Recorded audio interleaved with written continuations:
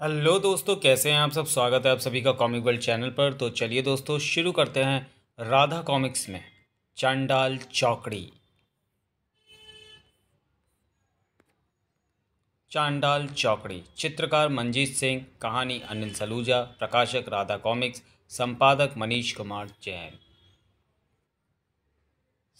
सन 1971 की वह मनहूस रात, जब हिंदुस्तान की सरजमी पर पाकिस्तान की फौजों ने एकाएक ही हमला कर दिया। थ्राम थ्राम, थाए थाए। पंजाब का पंजाब के जिला फिरोजपुर बॉर्डर पर एकाएकी आक्रमण से हिंदुस्तानी फौज अवाक रह गई। हेलो, पाकिस्तान ने हम पर आक्रमण कर दिया है। ओवर। मुंह तोड़ जवाब दो उसे, इस धोखेबाजी का। ओवर। और आदेश मिलते ही हिंदुस्तान के हवाबाज आकाश की ओर उड़ चले। ज़ूम।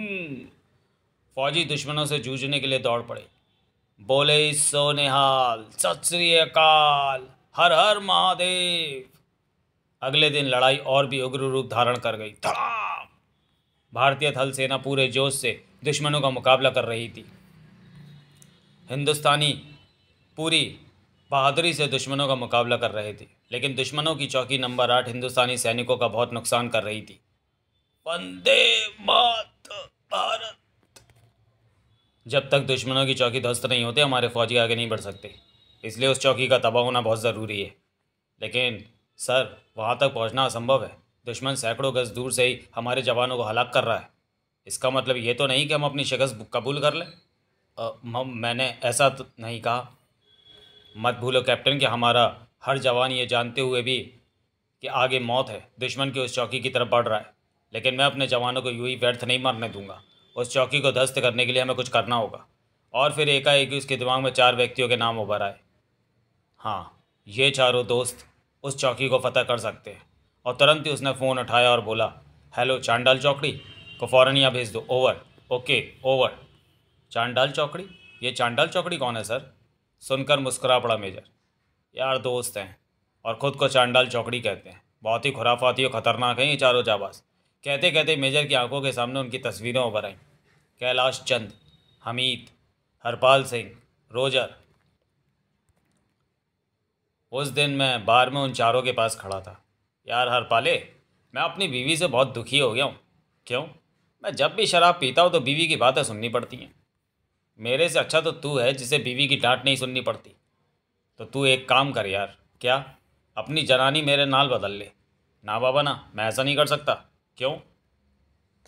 मैं जूती बदल सकता हूँ, कपड़े बदल सकता हूँ, मकान बदल सकता हूँ, लेकिन बीवी नहीं बदल सकता, क्योंकि सन 47 के बाद ये मॉडल ही नहीं बना। ऐसी है ये चांडाल चौकड़ी।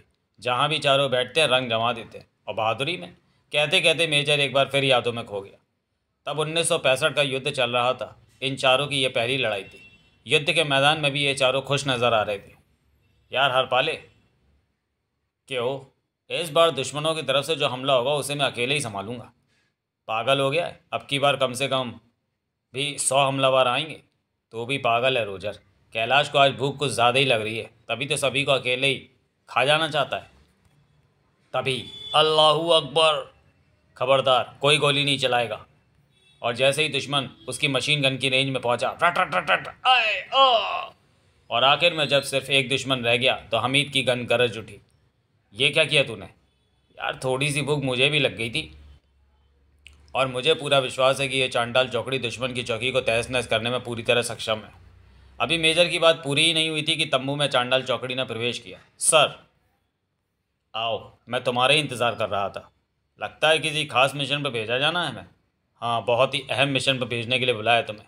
सर जी, असी तो हमेशा ही अहम मिशन ते ये जाते हैं। और मेजर ने उन्हें सब कुछ समझा दिया। पूरी बात सुनने के उपरांत, यार हरपाले, लगता है दुश्मनों को ये नहीं मालूम कि इस फौज में हम हैं। आहो जी, तदे ते ज़्यादा कड़ रहा है। तुसी फिक्र ना करो सर जी, असी यूँ गए तो यूँ आए। उनकी चौकी तो समझो ख़त्म हो गई। बस आप हमें ये समझा दो कि उनकी चौकी है कहाँ। आओ मेरे साथ। ये है वह स्थान जहाँ तक हमारी फ़ौजों ने अपना कब्जा कर रखा है, और दुश्मनों की चौकी इस स्थान पर है जहाँ से दुश्मन हमें काफ़ी नुकसान पहुँचा रहा है। तुम्हें किसी भी तरह से इस चौकी को तबाह करना है। Wish you good luck. असी समझ गए जी, बस हम होड़े अपने मिशन पे चल देने। और बिना कोई विलंब किए वह चांडाल चौकड़ी अपने मिशन की तरफ रवाना हो गई। तभी दुश्मनों का एक जहाज़ उन्हें अपनी ओर आता नजर आता है। लगता है ये जहाज़ दुश्मनों का है। हाँ, इस मिशन का हमारा पहला शिकार। और जैसे ही दुश्मनों का लड़ाकू विमान की रेंज में आया, तर तर तर तर तर तर तर धड़ाम! लगभग 4 घंटे लगातार चलने के उपरांत दुश्मनों की चौकी यहाँ से लगभग 1 किलोमीटर दूर है। मेरी सलाह यह है कि पहले कुछ खा लेंगे। तुझे तो हर वक्त भूख लगी रहती है यार, भूखे पेट मरना चंगा नहीं होता।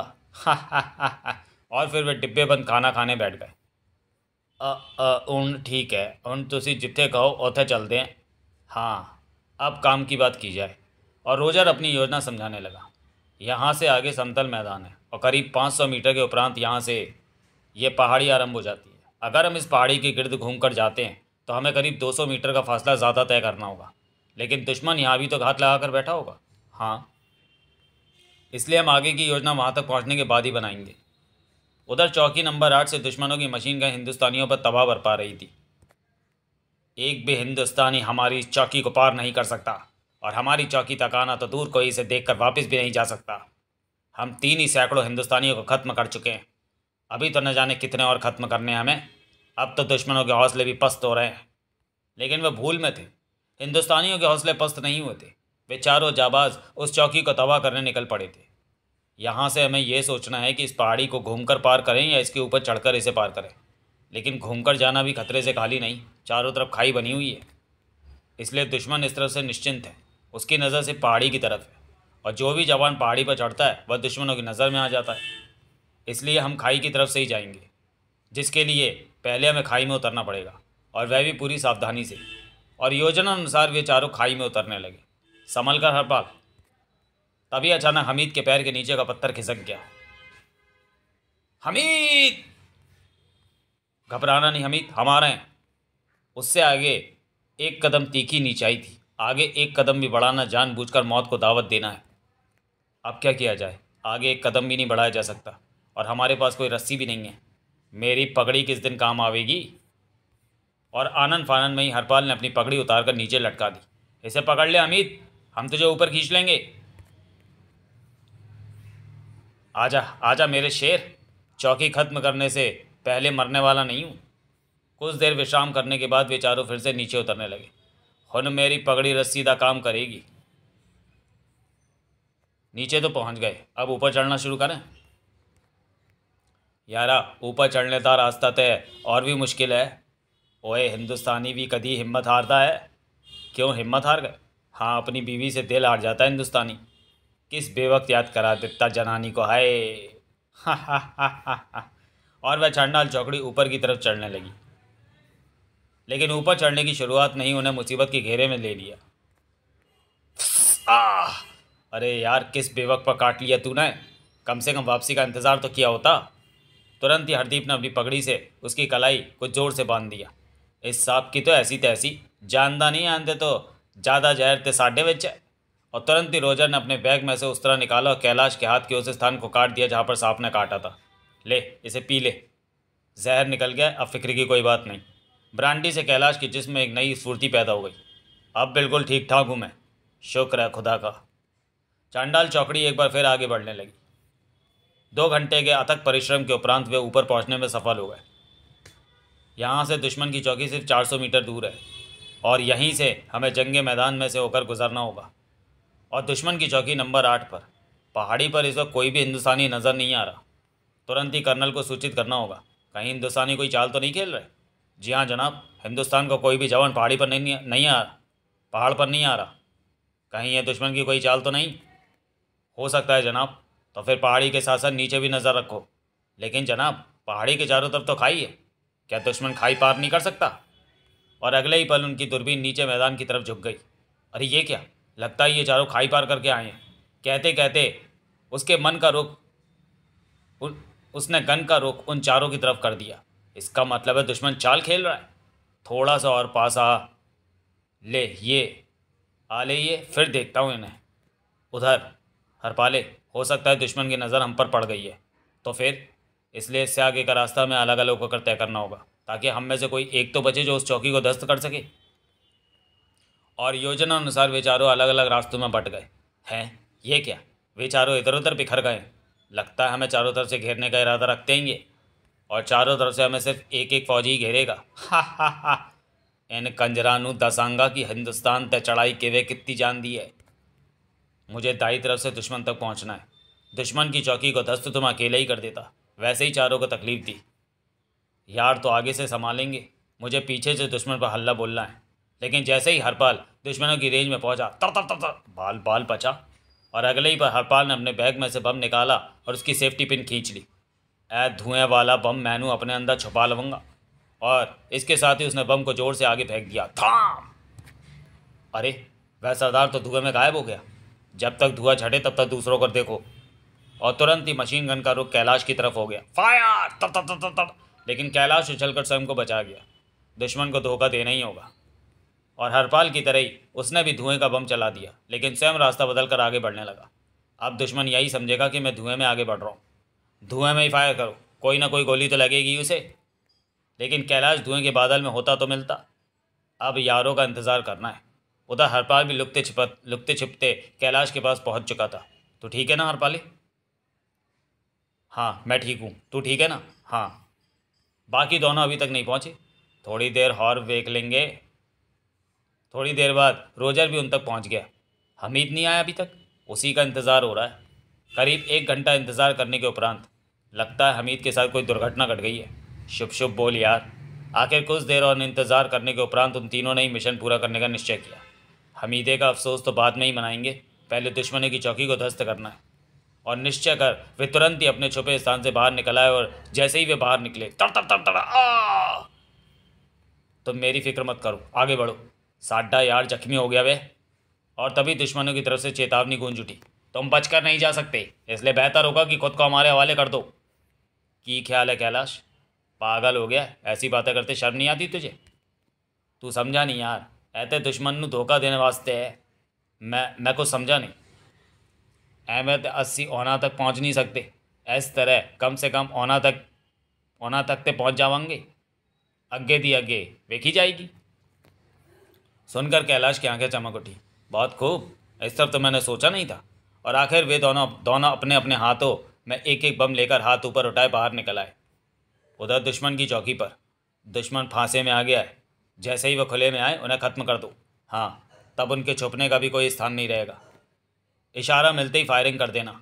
और जैसे ही वे दोनों हाथ उठाएं खुले में पहुंच, उसने इशारा कर दिया। धोखा! तर तर तर तर तर तर।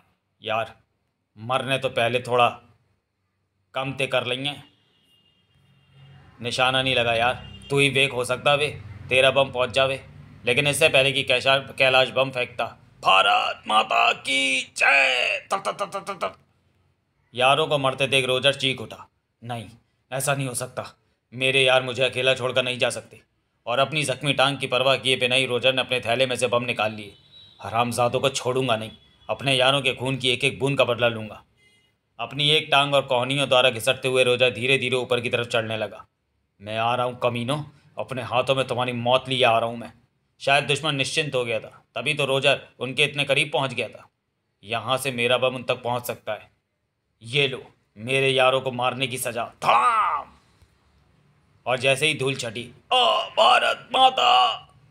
आते जाते भी हमारे 2 जवानों को ले डुबाई हिंदुस्तानी। तभी पीछे से खड़का सुनकर वह चौंक पड़ा। अभी तो पूरी चौकी पर कब्जा करना है हमने। तुरंत ही उसने मशीन गन हमीद की तरफ घुमा दी। अब तुम भी बचकर नहीं जा सकते।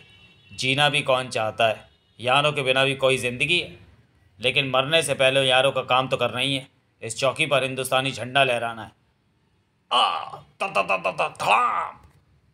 दुश्मन की चौकी पर कब्जा हो गया है, जल्दी कमुक भेज दे। ओवर। और जब मेजर वहाँ पहुँचा तो तुम चारों का बलिदान व्यर्थ नहीं गया। तुम नहीं जानते तुमने कितना बड़ा कारनामा अंजाम दिया है। 26 जनवरी कैलाश, हमीद, रोज़र तथा हरपाल को पाकिस्तान के खिलाफ लड़े युद्ध में बहादुरी के लिए उन्हें महावीर चक्र प्रदान किया जा रहा है, जो कि उनके मरणोपरांत उनकी पत्नियों को दिया जा रहा है। हमारी तमन्ना है कि हमारे पतियों की बहादुरी के चक्र उनकी रेजिमेंट को दे दिए जाएं। और साथ ही ये भी कहती हैं कि वे चारों चक्र एक ही स्थान पर रखे जाएं, जिनके नीचे लिखा हो, हम एक हैं। समाप्त। तो चलिए दोस्तों, वीडियो को यहीं समाप्त करते हैं और मिलते हैं राधा कॉमिक्स की किसी अगली कॉमिक्स में अगले वीडियो में। तब तक के लिए धन्यवाद।